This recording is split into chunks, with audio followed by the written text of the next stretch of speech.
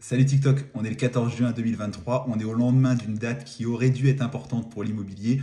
En effet, s'est tenu hier, le 13 juin, un rendez-vous qu'on attendait avec impatience, une réunion du HCSF, le Haut Conseil pour la stabilité financière, qui devait en théorie lâcher du lest sur les conditions d'accès au crédit pour les Français, pour les ménages, et donc forcément relancer un petit peu le marché de l'immobilier qui est un petit peu à la peine dans certaines régions de France. Alors, j'ai été déçu le 5 juin lors de l'annonce du plan de relance du logement d'Elisabeth Borne où on a eu quasiment rien pour l'immobilier ancien.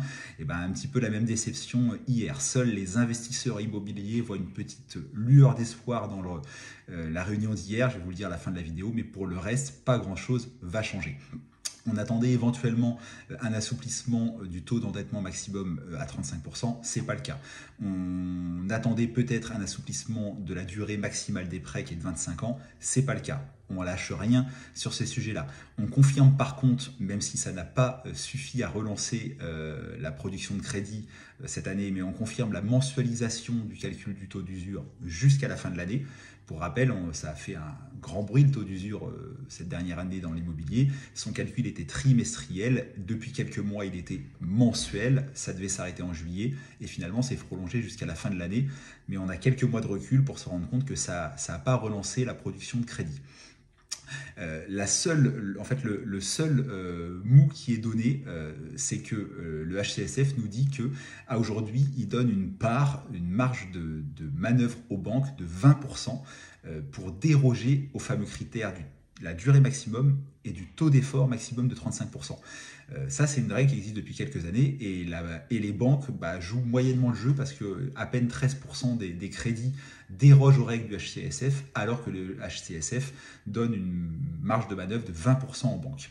Et au sein de ces 20%-là, jusqu'à maintenant, on avait un minimum de 80% des dérogations qui devaient être liées à l'achat et au financement de résidences principales.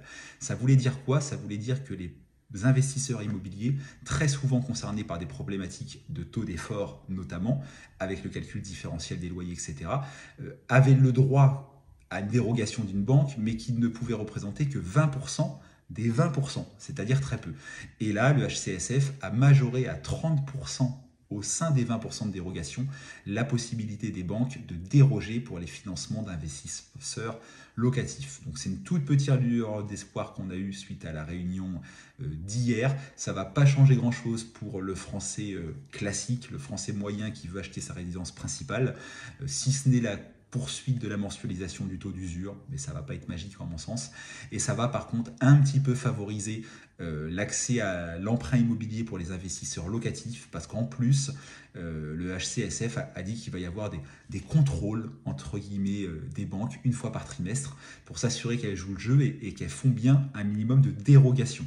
Donc contrôle une fois par trimestre et on laissera un trimestre aux banques pour se remettre dans les clous si c'est pas respecté. Ça veut dire quoi? Que dans les 6 prochains mois qui risquent de passer, rien de nouveau sous le soleil.